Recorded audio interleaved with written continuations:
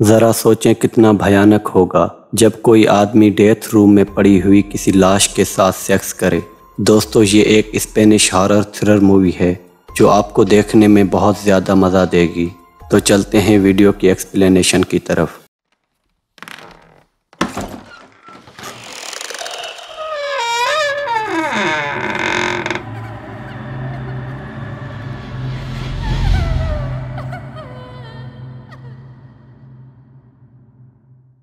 Movie के शुरू में हम देखते हैं कि रेडियो पर चलती हुई न्यूज़ में एक न्यूज़ सुनने को मिलती है जो कि दिल दहला देने वाली न्यूज़ थी।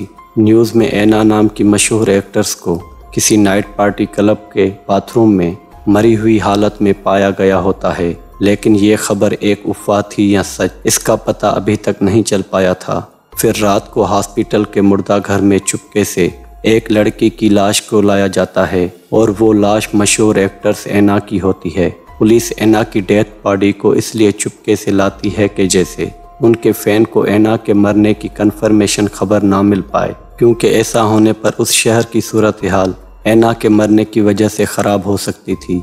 एना का पोस्टमार्टम अगली सुबह होने वाला था, लेकिन वहाँ एक लड़का एना की डेथ बॉडी की पिक्चर्स क्लिक कर रहा था। उस लड़के का नाम पाओ था। पाओ की ड्यूटी उस हॉस्पिटल के मुर्दा घर में पड़ी हुई लाशों की निगरानी करना था। फिर पाओ वो पिक्चर्स जो उसने क्लिक की होती हैं अपने एक दोस्त एवान को सेंड करता है, क्योंकि एना के मरने की खबर बस कुछ ही लोगों को पता होती है। और फिर कुछ वक्त के बाद एवान अपने एक और दोस्त हेवा के साथ पाओ के पास उस हॉस्पिटल में आता है और पाओ से बोलता है कि वो लोग किसी पार्टी में जा रहे हैं, लेकिन वहां जाने से पहले वो एना की डेथ बॉडी को देखना चाहते हैं, लेकिन पाओ उन्हें मना कर देता है। उसके बाद एवान और हावे पाओ को मुर्दा घर से बाहर लेकर जाते हैं और वहां शराब पीते हैं। एवान पाओ को ड्रग्स ऑफर करता है, लेकिन पाओ ड्रग्स लेने से मना करता है। और फिर पाओ एवान से कहता है कि वो उन दोनों को एना की डेथ बॉडी दिखा सकता है, क्योंकि रात को देर से मुर्दा घर में कोई नहीं होता। हावे रात में मुर्दा घर जाने से डरता है, लेकिन पाओ और एवान के कहने पर वो मुर्दा घर जाने के लिए मान जाता है। फिर वो तीनों मुर्दा घर के अंदर इंटर होते हैं।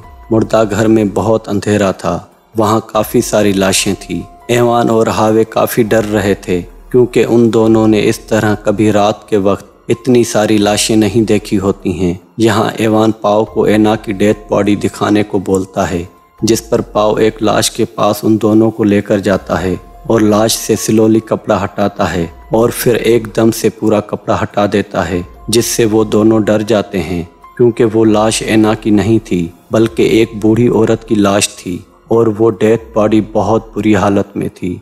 पाओ उन दोनों से थोड़ा सा मजाक करता है, जिस पर एवान बहुत बेचैन होकर पाओ से एना की डेथ बॉडी देखने को बोलता है, जिस पर फाइनली पाओ उन दोनों को एना की डेथ बॉडी दिखाता है। वो एना की डेथ बॉडी के चेहरे से थोड़ा सा कपड़ा हटा देता है और एवान से कहता है कि एना की डेथ बॉडी को आए हुए 4 घंटे हो गए हैं, लेकिन वो अभी भी फ्रेश है और ऐसा लग रहा है जैसे वो जिंदा है। फिर एवान एना की पूरी बॉडी से कपड़ा हटा देता है और उसकी डेथ बॉडी को छू कर देखता है और हावे को भी एना की डेथ बॉडी को छूने का कहता है। हावे एना की डेथ बॉडी को थोड़ा सा छूता है और हाथ हटा देता है और पाओ एना की डेथ बॉडी के ऊपर कपड़ा दे देता है। फिर एवान सबके लिए ड्रग्स बनाता है और वो तीनों ड्रग्स लेते हैं। एवान एना की डेथ बॉडी के पास आता है और एना से कपड़ा हटा देता है। वो एना की डेथ बॉडी को अपनी हवस भरी नज़रों से देखने लगता है और पाओ से पूछता है कि क्या किसी डेथ बॉडी के साथ सेक्स किया जा सकता है, जिस पर पाओ उसे बोलता है हाँ बिल्कुल ऐसा हो सकता है।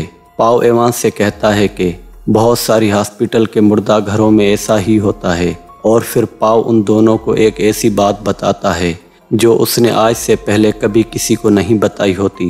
पाओ उन दोनों को बताता है कि वो खुद 17 साल की लड़की की डेथ बॉडी के साथ इंटीमेट हुआ था। आम लफ्ज़ों में कहें तो उस लड़की की डेथ बॉडी के साथ रेप किया था, जो कि सुनने में ही इंसानियत से गिरा हुआ काम है। जिस पर एवान पाओ से कहता है कि वो तीनों एना की डेथ बॉडी के साथ इंटीमेट हों, जिसका मतलब है कि वो तीनों एना की डेथ बॉडी के साथ रेप करें।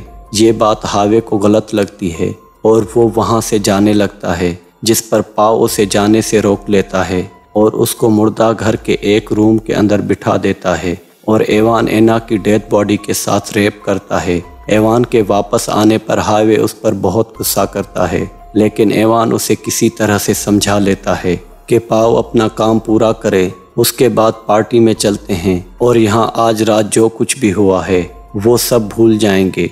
अब बारी थी पाओ की। पाओ जब एना की डेड बॉडी को टच करता है तो उसे एना का मरा हुआ जिस्म एक्टिव करने लगता है और फिर पाओ अपना काम शुरू करता है और एना के साथ रेप करता है। पाओ जब एना का रेप कर रहा होता है तो अचानक एना की आंखें खुल जाती हैं जैसे वो जिंदा हो, लेकिन उसके जिस्म में वो जान नहीं होती कि वो पाओ को खुद से दूर कर सके या फिर चिल्ला सके। पाओ जब देखता है कि एना की आंखें खुली हैं और उसकी सांसें चल रही हैं तो वो बहुत डर जाता है और दूर जाकर गिरता है। पाओ बहुत डरा हुआ था क्योंकि एना ने उसे खुद का रेप करते हुए देख लिया था।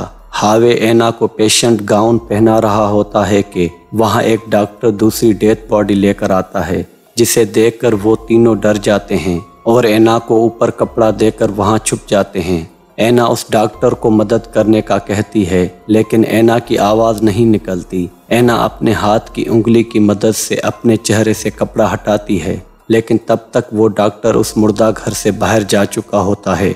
हावे एना की मदद करना चाहता है, लेकिन पाओ और एवान उसे रोकते हैं और उसे समझाने एक रूम में लेकर जाते हैं। वहाँ पाओ हावे से कहता है कि एना ने उसे खुद का रेप करते हुए देखा है। अगर ये बात एना ने पुलिस को बता दी तो उसकी ज़िंदगी बर्बाद हो जाएगी, जिस पर हावे एना को हॉस्पिटल लेकर चलने का बोलता है और इस बात पर एवान गुस्सा करता है और हावे से कहता है कि एना कुछ वक्त पहले मर चुकी है और सबको यही पता है, और एना को मारने की बात करता है और कहता है कि इसका किसी को पता नहीं चलेगा। अब इन तीनों के पास दो ही रास्ते थे, या तो वो एना को ज़िंदा छोड़ दें और ख़ुद जेल चले जाएं, या फिर एना को यहीं पर मार दें जिसका किसी को कुछ पता नहीं चलेगा। अब एवान और पाओ एना को मारना चाहते हैं, लेकिन हावे उसे बचाना चाहता है। हावे एना को स्ट्रेचर के साथ उस मुर्दा घर से बाहर लेकर जाना चाहता है, लेकिन उन तीनों को ही पता है कि वो डॉक्टर मुर्दा घर बाहर से लॉक करके गया है और पाओ के पास जो चाबी थी वो पाओ बाहर छोड़ आया था। इसका मतलब है कि अब वो सब मुर्दा घर के अंदर लॉक हो गए हैं। एना हावे से मदद मांगती है, जिस पर हावे जोर से चीख कर बाहर से एना के लिए मदद लाने को बुलाता है और उस बात पर एवान और हावे के बीच हाथापाई हो जाती है, जिस पर एवान हावे को काफ़ी मारता है और हावे के नीचे फर्श पर गिरने से उसके सर पर चोट लग जाती है और उसके सर से काफ़ी खून बहने लगता है। पाओ हावे के सर पर कपड़ा बांधता है और खून रोकने की कोशिश करता है, जिस पर एवान और पाओ बहुत परेशान हो जाते हैं। पाओ हावे के लिए बाहर से कोई डॉक्टर बुलाने को कहता है, लेकिन एवान उसे मना करता है और पाओ से कहता है कि अगर कोई यहाँ आया या फिर किसी को कुछ पता चला तो वो दोनों जेल जाएंगे और उन दोनों पर हावे के मर्डर और एना के रेप का केस लगेगा। वो हावे को अंदर रूम में ले जाते हैं और वहाँ बिठा देते हैं और एना को भी उस रूम में लेकर जाते हैं। एवान हावे से कहता है कि वो उसे बाहर डॉक्टर चैम्बर में छोड़ देंगे और वहाँ डॉक्टर उसे इलाज के लिए लेकर जाएंगे। वो उसे कहते हैं कि डॉक्टर उससे पूछे तो वो कहें कि कुछ बदमाशों ने उसे मारा है और जो कुछ यहाँ हुआ है इस बारे में कुछ ना बोले। पाओ बाहर आता है और फर्श से खून साफ करता है। वहाँ हावे की हालत खून ना रुकने की वजह से बहुत ख़राब हो जाती है। वो एना से कहता है कि वो उसे कुछ नहीं होने देगा, उसकी मदद करेगा, और ये कहते हुए हावे खुद ही मर जाता है। वहाँ बाहर अब एवान भी पाओ के साथ मिलकर फर्श साफ करने लगता है। वहाँ अचानक डॉक्टर एक और डेड बॉडी को लेकर मुर्दा घर के अंदर आता है, जिससे एवान अंदर रूम में एना के पास आ जाता है और उसके मुंह पर हाथ दे देता है जिससे वो ना चीखे, और फिर पाओ उस डॉक्टर से नॉर्मल होकर ऐसे ट्रीट करता है जैसे वो अंदर लॉक हो गया है। अब डॉक्टर और पाओ बाहर चले जाते हैं और थोड़ी देर बाद पाओ बाहर से चाबी लेकर वापस अंदर मुर्दा घर में आता है। उसके बाद वो दोनों देखते हैं कि एवान का दोस्त हावे मर चुका है। एवान पाओ को रूम से बाहर लेकर जाता है और कहता है कि उसे जेल नहीं जाना, अगर पुलिस को पता चला तो वो ज़िंदगी भर जेल रहेगा। फिर एवान पाओ से कहता है अगर हम ऐना को मार डालें और हावे की डेथ बॉडी को बाहर कचरे में फेंक दे तो किसी को कुछ पता नहीं लगेगा। जिस टाइम पाओ और एवान बाहर बातें कर रहे थे तो अंदर ऐना अपने बेड से उठती है और हावे के कपड़ों से फ़ोन निकाल कर अपने बाप को कॉल करती है, लेकिन उस टाइम लेट नाइट होने की वजह से वो कॉल नहीं उठा पाते और इतने में एवान और पाओ अंदर रूम में आ जाते हैं और ऐना से फ़ोन ले लेते हैं। उसके बाद जब ऐना के बाप की रिटर्न कॉल आती है तो एवान कॉल उठाता है और रॉन्ग नंबर कहकर कॉल काट देता है। अब उस टाइम वहाँ उन तीनों के सिवा और कोई भी नहीं होता है। वो दोनों अगर चाहें तो ऐना को मार सकते हैं। एवान पाओ को ऐना के हाथ पांव बांधने का बोलता है और ख़ुद बाहर से हावे की डेथ बॉडी लेकर जाने के लिए कंटेनर लेने जाता है। अंदर जब पाओ ऐना के हाथ पांव बांध रहा होता है तो ऐना पाओ से कहती है कि वो मर्डरर नहीं है, हावे को एवान ने मारा है और एवान की वजह से उसे भी जेल जाना पड़ेगा और अगर वो उसे छोड़ दे तो वो पुलिस को उसका नहीं बताएगी कि पाओ ने उसका रेप किया है। पाओ बस सिर्फ उसे सुन रहा था और उसके हाथ पांव बांध रहा था और आखिर में उसका मुंह भी टेप के साथ बांध देता है और हावे की डेथ बॉडी सेट करता है और वहां से खून को साफ कर रहा होता है। वहां एवान भी वो कंटेनर लेकर अंदर आ रहा होता है, लेकिन अब ऐना अपनी बॉडी को पहले से ज़्यादा मूव करवा पा रही थी। वो कैसे भी करके स्ट्रेचर से नीचे उतरती है और ख़ुद को घसीटती हुई मुर्दा घर से बाहर निकल जाती है। दोस्तों, ऐना के जिस्म का ऊपर वाला हिस्सा तो काम कर रहा था, लेकिन कमर के नीचे वाला हिस्सा अभी तक पैरालाइज था। वहाँ जब एवान मुर्दा घर के अंदर आता है तो उसे वहाँ ऐना नज़र नहीं आती और फिर वो दोनों मुर्दा घर से बाहर ऐना को ढूंढने लगते हैं। ऐना किसी तरह से ICU के दरवाजे तक पहुँच जाती है, लेकिन वहाँ एवान उसे पकड़ लेता है और वो ऐना की टांगों से घसीटता हुआ उसे वापस मुर्दा घर में लेकर आता है। अब वो दोनों उसे मारने के लिए तैयार होते हैं।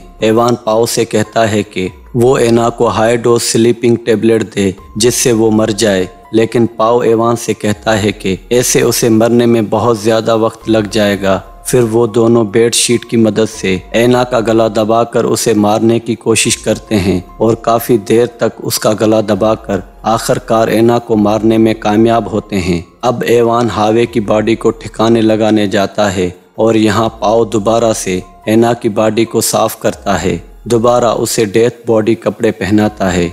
एवान भी वापस आता है और फाइनली लास्ट टाइम वो दोनों ऐना के चेहरे से कपड़ा हटाकर उसे देखते हैं और फिर अपना सामान उठाकर वहाँ से चले जाते हैं। जाते वक्त एवान देखता है कि उसका क्रेडिट कार्ड वहाँ मुर्दा घर में रह गया था जो वो लेने अंदर जाता है।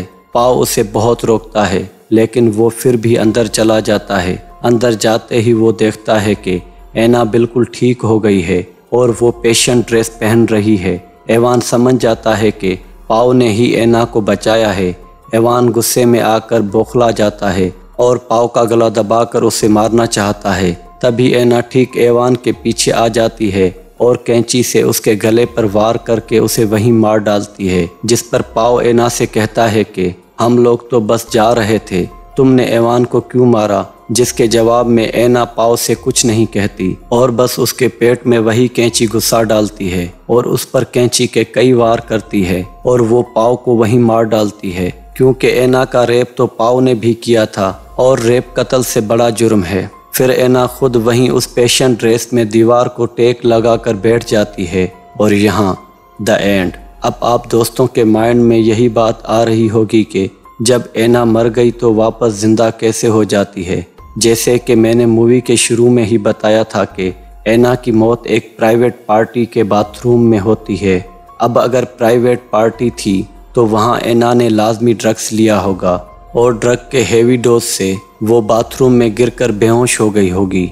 जब कोई इंसान ड्रग्स का हेवी डोज लेता है तो उसकी हार्ट बीट बहुत ज़्यादा स्लो हो जाती है, इसलिए डॉक्टर्स ने उसे मरा हुआ डिक्लेयर करके उसे मुर्दा घर भिजवा दिया। लेकिन कुछ वक्त बाद पाओ और उसके दोस्तों ने ऐना का रेप किया होता है और ऐना को धीरे धीरे होश आने लगता है, तो वो डर जाते हैं कि हम पर रेप का केस लगेगा, जिस बात को लेकर वो ऐना को मारने के चक्कर में खुद तीनों ही मर जाते हैं। दोस्तों ये मूवी ईयर 2015 में रिलीज हुई थी और IMDb ने इस मूवी को 5.9 आउट ऑफ 10 की रेटिंग दी है। दोस्तों अगर आपको वीडियो की एक्सप्लेनेशन अच्छी लगी हो तो प्लीज़ इस वीडियो को लाइक करें, शेयर करें और मेरे इस चैनल को सब्सक्राइब करें। आपकी एक सब्सक्रिप्शन से मेरा मोटिवेशन बढ़ता है। तो मिलते हैं इससे भी किसी अच्छी वीडियो में। तब तक के लिए अपना और अपने प्यारों का बहुत सारा ख्याल रखिएगा। Bye bye.